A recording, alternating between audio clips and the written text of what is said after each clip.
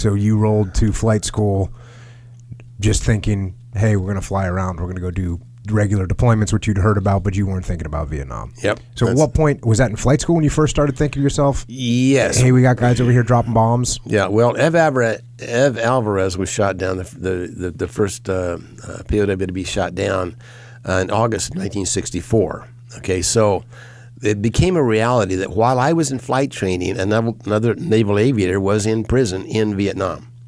Now, I didn't understand the politics. I didn't question the politics of it at all. I just did the best I could in flight training and enjoyed it. I mean, it's a kick. Did you guys? Did your attitudes shift at all? So for my generation, when all of a sudden September 11th happened, it was like a paradigm shift in everyone's mentality. That day, it was such a clear demonstration, and we all knew that we were going to war, and that was an immediate attitude shift. Did you guys start to have a shift in attitude, or was it so because the way Vietnam escalated more slowly, was it more of a slow escalation in your minds as well? No, it was very slow. The old story of the frog in the pot of boiling water. Right. He jumps out in a hurry, but no, it was it just warmed up very slowly for us. And I didn't even, as I went through flight training, I learned to drop bombs and shoot guns and all that stuff, and it was challenging and it was exciting, but I didn't see the reality of it. I didn't really picture myself as being in combat. And so, of course, when I got my wings and then was assigned the F-4 Phantom, which at the time was the hottest airplane in the world. I mean, we had the time to climb records and the speed records, and it's a twice the speed of sound airplane. And it felt very fortunate to have been assigned that airplane. And so I came out here to San Diego to fly. And you were talking about in your book, you'd done a midshipman tour where a Phantom went down, both pilots killed. And then you got assigned the Phantom. I did. Did that give you any reservations at all? I don't remember being afraid of the airplane, but I certainly gave it a lot of respect, and especially around the ship, because that's I saw this thing go down at the Naval Academy in the summertime. You get exposed to the possible billets that you might have in the future. So. We go play Marine for a while, and we go to submarines for a while, and we go aboard ships to be line officers for a while, and we go to Pensacola. And so I got a little touch of it there, of actually being in airplanes. And then my senior cruise, between my junior and senior year, I went aboard the Constellation, the aircraft carrier Constellation, and we were out of Sasebo, Japan. And I'm watching flight ops from the bridge, and I'm looking down at this at the airplanes launching and recovering on this aircraft carrier. And a Phantom came in and actually broke the wire. The pilot did okay, but he picked up the wire, and the wire snapped. This cable that traps an airplane is 2.5 inches in diameter. It's a very thick steel wire-wound cable. I mean, it's really, really strong, because it has to stop this 35,000-pound airplane going down the chute at 170 miles an hour.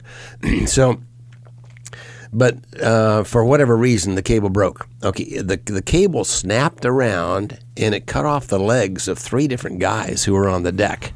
Okay, and it was so fast that I couldn't even see it. My eyes couldn't even follow this cable, because there was there's so much pressure, so much energy involved. And then the airplane, the F-4, was slowed down to the point where the guy couldn't get it back in the air, and so it just dribbled off the bow of the aircraft carrier and into the water.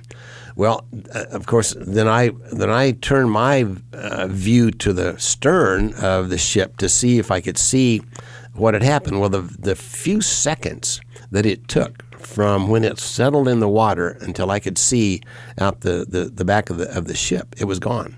There was no debris, there was no oil, there was nothing in the water behind this ship after this airplane had gone down.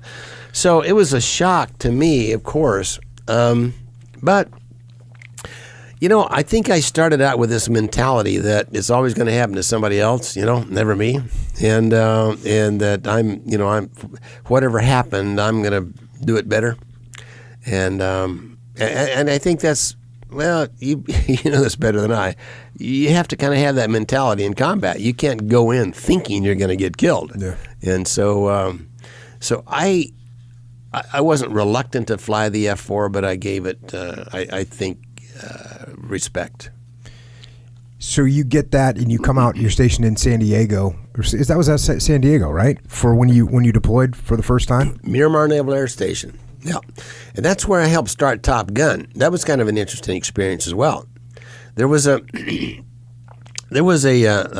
pool of students to fly the F-4 Phantom, and I showed up here when they had about a 6-month waiting list for me to fly this airplane. Well, 6 months was a long time, for a 23-year-old kid, and I wanted to get in the air.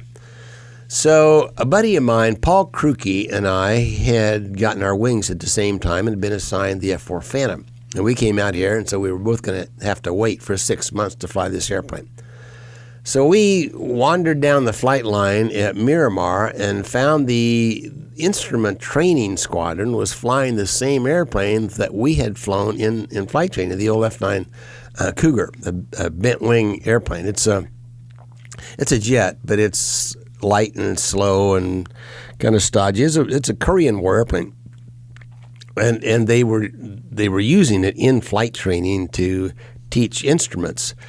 And the way they did this, the instructor would sit in the front seat and the student sit in the back seat, and they had a bag that covered all the windows, covered you up. All you could see was the instrument panel. You're under this bag, and so we signed on to fly this airplane for test hops and check rides and this kind of stuff, just to fly, just to stay in the air, because we were already qualified the airplane.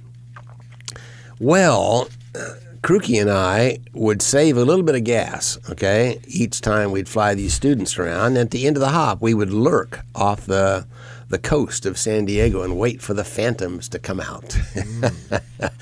And so these guys would come off the runway at Miramar, and they were heavy, and they were stodgy, and they were slow as they came off. And they'd get about 4 or 5 miles out in the Pacific, and we would pounce on these guys. And it was all kinds of fun because we were lighter and could turn quicker than the Phantoms. We were a smaller, we had a better wing load than they did, and so we could turn inside these guys. Of course, they were much, much faster. We were not supersonic, and they were, and so they could get away from us in a heartbeat if they wanted to. But we started this air combat maneuvering with these guys. Well, that went on for, a couple of months, until one day, Krukey and I we played the role. We had white scarves, and Snoopy goggles and the whole works. And one day we came back and to the instrument squadron and checked in our airplanes back in, and there was a sign on the bulletin board, Plumb, Krukey, report to the F-4 commanding officer immediately. We were in trouble. So two guys in their sweaty flight suits knock on the door of the commanding officer of the Phantom Squadron. I'll never forget this scene. The guy, come in, and we open the door. This guy sits at a long desk, okay, and he's got glasses, and of course he's an old guy. We were 23, so he was probably 30, but he was oldest guy you've ever talked to in your life. Yeah. And so he's sitting there, talks over the top of his glasses. He's in a sweaty flight suit also, which should have been our first indication. He said, "You two guys out there in the F-9s, hassling my fighter pilots?" Yes, sir, we were. Did you follow a Phantom through an entire loop? Yes, sir. In fact, we did. He said, "Did you have your gun sights on that Phantom the entire time?" Yes, sir, we did.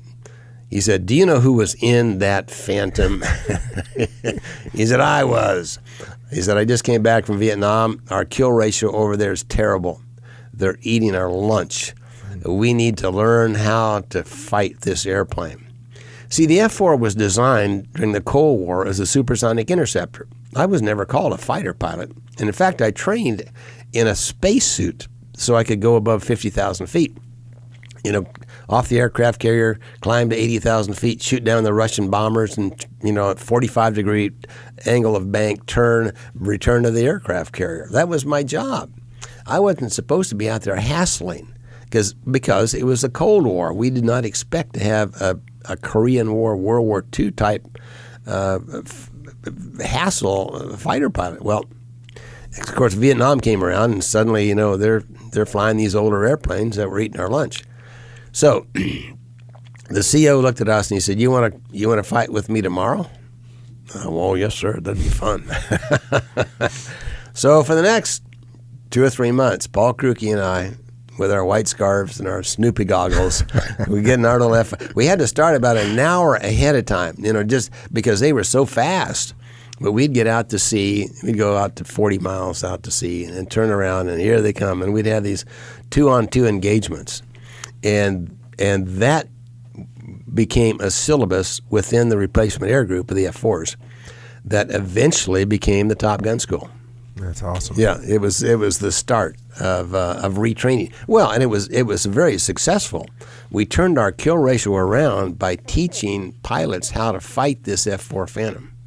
Yeah, clearly that's without training to fight, how are you going to know how to fight? That's right. And you gotta beat. That's outstanding for the commanding officer of that squadron to say, you know what? Instead of being mad that you were doing it, instead he's humble and says, you know what? We need to get better at this. Yep. Let's keep training. Yep. That's awesome.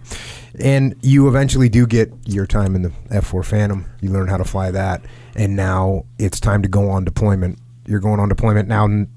November 5th, 1966, you kiss Ann goodbye, and you go on deployment on the Kitty Hawk. It was her birthday. Oh, that's a great birthday present, sir. Yeah. All right. Very nice of you. That's like my first daughter. My first daughter was born. Actual birthday? Like actual birthday? Yeah, I went on deployment the next day. Oh, my. Everyone was really happy with me on that one. When you were going through the flight training and you were getting ready to deploy, now were you thinking about Vietnam at all? I mean, you must have been getting feedback. I mean, you got feedback from the commanding officer. So now your focus had shifted somewhat. Yeah, it certainly had. And the squadron that I joined was just coming back from Vietnam, and they'd had quite a few casualties. And so they were talking about it. The guys were giving us instruction on how to work. Another thing about the Phantom was that we had no indication when a missile was in the air because we were faster than the missile for the most part, or higher than the missile. And so one of the things the guys told me, the fellows coming back from Vietnam, said, "Go down to Radio Shack and buy yourself a fuzzbuster." Like police detector. Yeah. Remember radar detector. The old fuzzbuster. Yeah, it's he said because the Russian-built SAM surface-to-air missiles are on the same frequency as the California Highway Patrol. True story. And so we have found that because we have no indication in the airplane when a missile's in the air. And so I went down to Radio Shack, buy myself a fuzzbuster. And it had a little suction cup, and you lick the suction cup and you put it on the windscreen of this Phantom, and you run a little white wire, down underneath your G suit and your torso harness and under your oxygen mask, and finally into your ear. You get your little earbud in there. And so here I am flying this $20 million airplane being protected by a $29 fuzzbuster. So it worked. But the problem was there was no direction capability. You couldn't tell where it was coming from. And so, that's almost worse psychologically. You just know it's coming. Absolutely. You heard the warble, and boy, you started to turn and jink, and, your head went on a swivel trying to figure out where this missile is.